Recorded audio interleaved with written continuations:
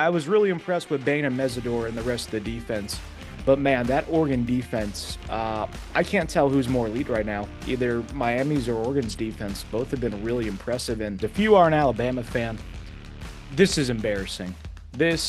You've never seen anything like this from Alabama. It's really cool to see him, who came from powerhouse Ferris State Division II, to be playing this high of a level on the biggest stage in college sports. It is so important in college football, and it makes you have a different tier of offense if you have a kicker that can make a kick beyond 50 yards.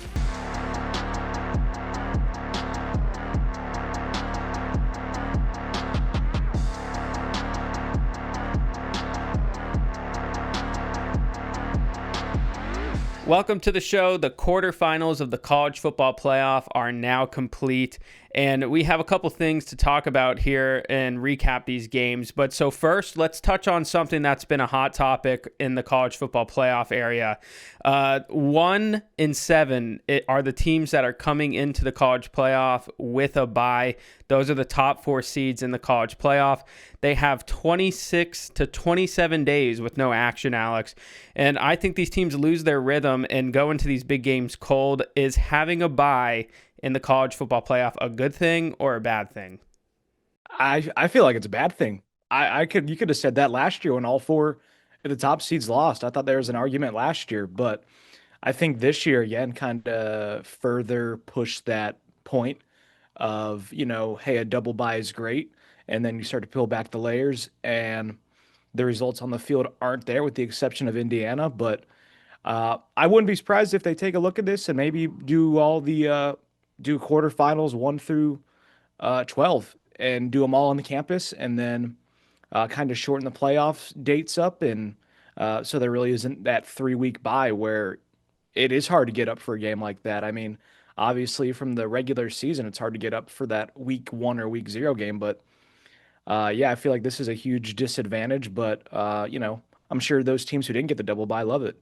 Right, that's exactly right. Coming into this college football playoff, teams were 0-4 since the playoff had started the year before, that are bye teams. But just a couple things to note is a lot of these teams, it's not really a bye week, it's almost a bye month.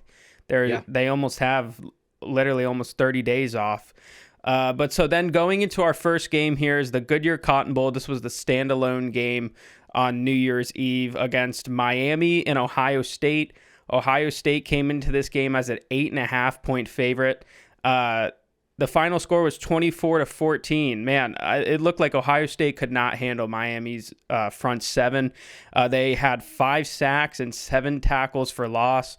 Miami's offensive line and defensive line, man, both of those units might be the best lines left in the college football playoff. Francis Mauigoa ranked the #1 offensive tackle in the upcoming draft. And then you switch to the other side of the ball. Reuben Bain Jr. ranked #1 edge rusher in the upcoming draft. What do you see in this New Year's Eve game? I was surprised. I really thought Ohio State was the better team. I told you that. I thought it was going to be maybe like 31-20 or 31-17. I wasn't bought in with the with the Miami offense, and I'm still not bought in with them, but obviously the defense is just very elite. I mean, they are a really hard defense to stop, and the plays that Ohio State found momentum, I mean, the defense was able to kind of shut them down quickly. I mean, I think it was early on in the game. Julian Saint had that huge pass to, I think it was Carnell Tate. That was like maybe a 40-yard shot, and the next play was a pick six. I mean, every time Ohio State had momentum, Miami would take it away quickly. I was really impressed with Bain and Mesidor and the rest of the defense. But yeah, I mean, I think Miami has something with the defense. I think there's still a lot of questions about the offense. I think Carson Beck, I'm still not sold on him, in these playoffs. Obviously, he's done enough to get the job done, more of a game manager right now. But yeah, I think that defense for Miami, that's just maybe that's the talk of the town. And you got to give kudos to them. Obviously, we're both teams that lost to Miami. And in both games, it was the defense that really propelled Miami to winning. So you got to tip your hat off to them. And I guess we'll see what happens in this matchup with Ole Miss. Yeah, and I mean, it really does look like this Miami defense is one of the most elite defenses in the country right now, especially led by, you said him, Ruben Bain and a couple other guys on that defense. But then, I mean, going back to the offense here, Mark Fletcher Jr. is the heart of this Miami offense. He had 19 carries for 90 yards and a receiving touchdown. And you're right, it felt like that pick six in the first half that Ohio State had really felt like they were in trouble. But so, what should we expect from this Miami team moving forward? Should we expect this defense to rise to the occasion? Probably. I just don't know personally how much longer Miami's offense can just sit and wait around because the defense, granted, the defense has been making plays all year, especially on this win streak, and that led them into the playoffs. But man, sooner or later, the offense, you gotta throw the defense a bone. I mean, Miami scored 10 points against Texas A&M and M and then 24 against Ohio State. And, that's great and all because you had more points than your opponent. But sooner or later, the defense is going to need help from the offense. And playing against Ole Miss, who put up 39 a night ago against Georgia, which is going to be really hard. I think the offense is going to need to take steps, but it's all going to start with Mark Fletcher and Tony, the freshman wide receiver, who's electric as they come. Yeah, we'll definitely get to see if this offense can keep up with a shootout team such as Ole Miss. But so going into this next game for Miami, Miami is currently a 2.5 point favorite moving on to the Fiesta Bowl. And speaking about throwing the defense a bone, man, let's talk about the Capital One Orange Bowl. Oregon against Texas Tech. Oregon came into the game as just a slight favorite. This was the first game on New Year's Day. The final was 23-0. And the first thing that I take away from it is Texas Tech defense played lights out, in my opinion. I was impressed with the Texas Tech defense. It was 6-0 at halftime. Oregon didn't score a touchdown until mid-third quarter, and they held Oregon to 64 rushing yards. David Bailey looked like one of the best players on the field in the first half, a sack and 2 tackles for loss.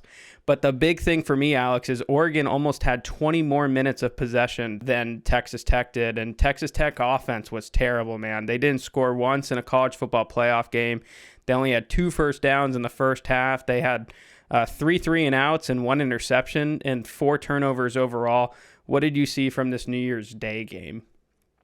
Well, I told you, I don't really feel bad the way Texas Tech lost. This was a program that did a lot of talking, and obviously they backed it up with 12 wins, but this was a failed year for them. If you think about it, they put $30 million into this roster, and Joey McGuire seemed to be worried more about Notre Dame not being in a conference than maybe getting up for this game. So it kind of feels like, funny enough, sometimes a little cheater's justice with that.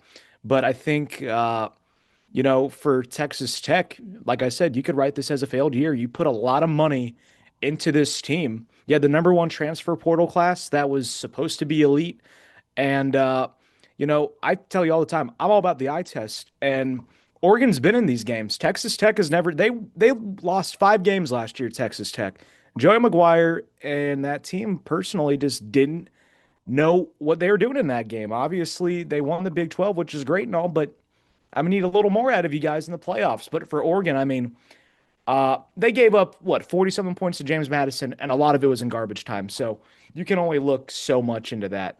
But man, that Oregon defense, I can't tell who's more elite right now. Either Miami's or Oregon's defense. Both have been really impressive, and I think Dan Lanning took a little bit of the pressure off the offense, which has been maybe a little spotty at times this season, and there've been more questions versus the defense. And I think Dan Lanning went back to his defensive ways and quickly shut it down. I mean, I was really, really impressed. It was a very boring game, which Dan Lanning doesn't mind. He prefers those games, but for Oregon on defense, Brandon Finney, the freshman, I mean that kid is the absolute truth. He is a lot of fun to watch, and you got to tip your hat off to Oregon. They are very dangerous after the way they lost last year to Ohio State in the Rose Bowl, left a really bad taste in their mouth. But right now, you got to be pretty impressed with them and the way they thumped Texas Tech. I mean, Texas Tech was number 4 in the country.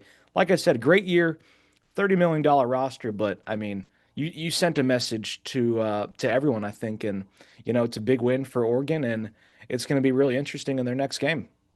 Yeah, and I mean, even to talk about this Oregon defense, they looked really good in this game. They had 4 sacks and 7 tackles for loss.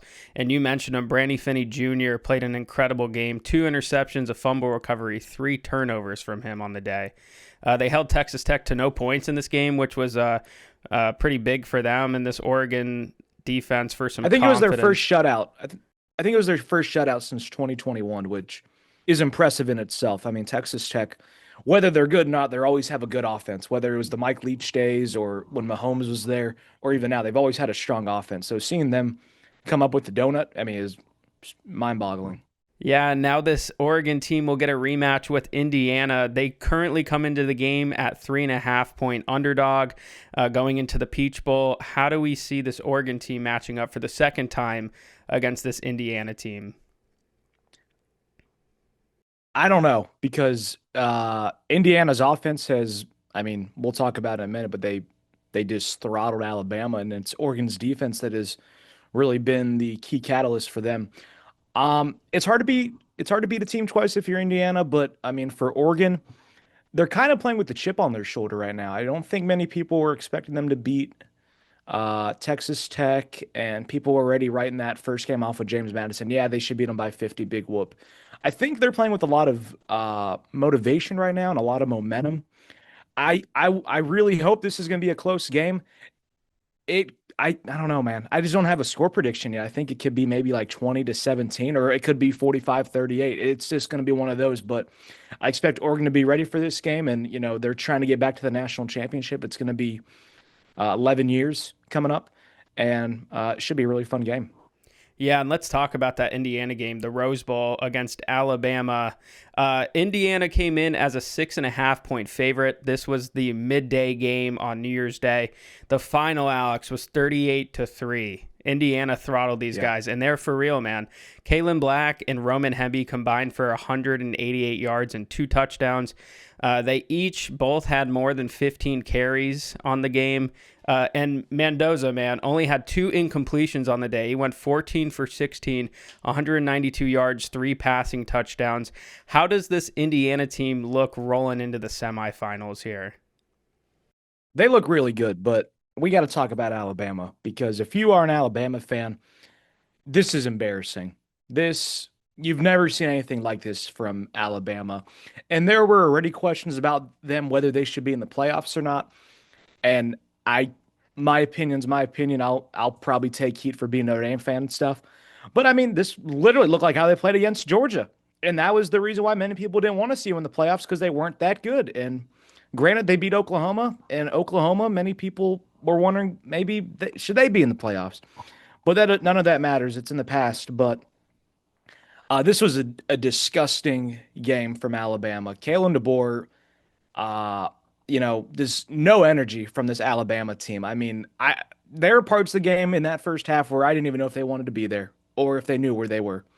You could have put them in the Cheez-It Bowl, and they probably would have had the same performance. That's how bad Alabama looked. I mean, Ty Simpson, people thought he was going to be a top three quarterback prospect. If we're going off the eye test, he's going to be in the UFL next year. He looked terrible. I mean, Indiana from the start, you got to give it to Coach Sig. He, I like him as a coach. His personality, it's a little unique. I think it's you got to maybe slowly get adjusted to it. But he's slowly winning me over with this stuff. But I thought he had these guys ready, and we talked about it earlier about teams not being ready when you have that double bye. And I think them punching Alabama in the mouth early and forcing DeBoer's hand with having to take Ty Simpson out was huge. Um, I think, they talked about during the broadcast, and I'll talk about it because he went to Notre Dame, but Pat Coogan, the center for the offensive line, I mean, he was the offensive MVP. The offensive line set the tone for that game. I mean, they were just, I've never seen an Alabama team like this get bullied by another team's offensive line. You just don't see it. And there are going to be a lot more questions about Alabama now than Indiana dominating that game because I mean it's the SEC. People are going to want to talk about Alabama getting their teeth kicked in. But if you're Indiana, this was a statement win of the year, a statement win of the decade, a statement win of the century for Indiana football. And the sky's the limit right now. They can go. There's a way Indiana could just beat the brakes off of everyone else they play now. I mean, I think the offense was just really impressive. Fernando Mendoza, uh, more of a game manager in this game. The running game for Indiana just kept throttling Alabama. I mean, they just had no answers, Alabama, which was not surprising, but more or less how it just got out of hand so fast. And I mean, that last touchdown Indiana had, I mean, you might as well have just not had a defense out there for Alabama. I mean, it was really, really shocking, but you got to give it to Coach Signetti and the Hoosiers. It was a big win for them. Yeah, and you had alluded to this, Alex. The Indiana defensive and offensive line both dominated in this game. I thought the front seven edge definitely went to Indiana in this game. It looked like Mendoza had a lot of time to throw. But you mentioned him, Alex. Indiana center Pat Coogan won the Rose Bowl offensive MVP, and man, was that offensive line clutch. But then you move to their defense. The Indiana defense came to play, man. They held Alabama to only 23 rushing yards. This was something that we had thought would play a big role in this game. They also held Alabama to 3 for 11 on third down conversions, and they only gave up a field goal in this game. Indiana currently sits as a 3.5 point favorite going into the Peach Bowl this Friday. And man, that game will be one of the best of the playoff. But going to the game that I thought was the best of the playoff so far was the Yeah. Sugar Bowl, Ole Miss and Georgia. Georgia came in as a 6.5 point favorite. This was the primetime game on New Year's Day. Trinidad Chambliss, man, I think he's the most talented quarterback left in the playoffs. Maybe not the best, but man, he's got a lot of talent. Chambliss went 30 for 46 with 362 passing yards, 2 touchdowns, and Alex, no picks here. Harrison Wallace III and Dejon Stribling combined for 288 receiving yards together. Kawan Lacey had 2 touchdowns and 100 yards on the ground. Alex, this offense was so impressive. What should we be taking away from this game? Well, that was just a lot of fun, considering the way the first two games were during the day. I mean, those first two games are awful if you're just sitting on the couch and watching the games. This game was amazing. It was a lot of fun. A really fun fourth quarter. I mean, aside from the game, it was just if you enjoy watching football, this was just a heck of a game. Like you just sat back and enjoyed it. Uh, for Trinidad Chambliss, I mean, you got to give him his flowers. You and I both went to a D2 school. I work at a D2 school now. It's really cool to see him, who came from Powerhouse Fair State Division 2, to be playing this high of a level on the biggest stage in college sports. So, just a quick little shout out and love to him for it. Man, Ole Miss, you got to be careful with them. That offense is potent. You got to, I think, admire how they have responded since the Lane Kiffin stuff. I think they're playing with a massive, massive chip on their shoulder with Lane Kiffin kind of, uh, you know, in a way, giving them the, you know, middle finger on his way out. Like, hey, I don't want to be here with you guys, but good luck the rest of the way. Um, the wide receivers for Ole Miss yesterday, every one of them made plays, especially on that final drive that set up the game-winning field goal. I mean, it was a really gutsy play to kind of, run that and throw one up over the top, and the receiver beat his man and got downfield and centered up the ball. And I got to give a shout out to the special teams too. I forgot the kicker's name, but man, that kid's got a leg. I mean, he was making some really, really good kicks. A couple from 50 yards out, and then the clutch kick that won the game for them. Overall, though, Ole Miss, man, they are on a warpath right now, and I think with this game against Miami, I mean, it's a toss up right now. I don't know who could win this game because it's going to be a high powered offensive Ole Miss versus a really good defense in Miami. Yeah, I mean, this game was a shootout, just like their first matchup this year. And man, Georgia's secondary got torched. And they Yeah, were on the end, still in yeah. the game. They were still in the game after that. I don't think Gunnar Stockton played a bad game. He had 3 total touchdowns. And Nate Frazier, their running back, didn't look that bad. It just came down to No, a shootout. can we give Gunnar Stockton a shout out for? I mean, he played really well. I think. Obviously didn't get the job done. Man, that kid is tough as nails. Like he was He took taking some some big hits. hits. He was taking some hits. I'm like, all right, surely he's gonna lay down on the ground and just get helped off the field. He is a tough kid, and I think, the steps he made from last year's Sugar Bowl to this year was huge. And, for Georgia, I mean, they had some tough plays not go their way. And I mean, that's really it. I think it was just plays that it was a game, it was just swinging back and forth momentum. And, I think for Georgia, we're used to seeing a really good defense. And granted, you remember last time these two teams played each other, I mean, Ole Miss was winning going into the fourth. I mean, Ole Miss has not been, they're no stranger to beating Georgia, going into games like this. So I think for Georgia, I don't want to say they got maybe complacent there, but uh, maybe they just kind of maybe took their foot off the gas for a minute and let the door was just enough cracked for Ole Miss to run in. And then, you got to applaud them.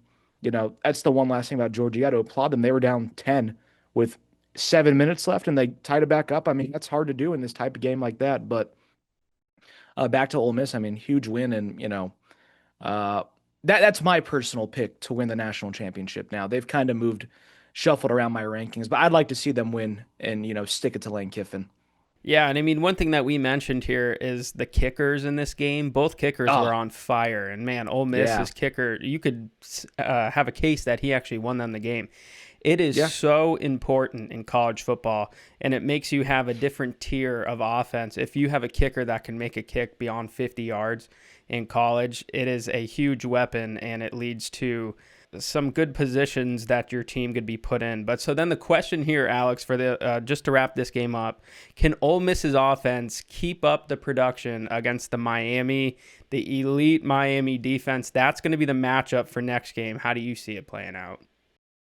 Man, this is another toss. I think both of these games are genuine toss-ups because it's great offenses with Indiana and Ole Miss versus great defenses of Oregon and Miami. I mean, you're going to get offense, defense again in both these games, which, is going to be a lot of fun to watch. I think Ole Miss will have to get a little creative. They have a really great OC with Charlie Weiss Jr. I think he'll be ready for this. I think we'll see less of the run game for Ole Miss again in this game against Miami just because of that front seven. But I would not be surprised if Chambliss threw for over 300 yards in this game just because of the way they're going to have to throw the football. They're going to have to throw the football to win the game. Yeah, and I mean, this offense is coming into this game probably at its highest and most confident. Yeah. This is going to be a big time battle between these two teams, Miami and Ole Miss, and boy, is it going to be fun to watch. But so that's going to do it for this show. We're going to be back for the semifinal previews just in a January couple 10th. days. January 10th will be the day after those games happen. We have games on this upcoming Thursday and Friday. So we will be Yeah. back with you after those to break those down. We'll see you in a bit.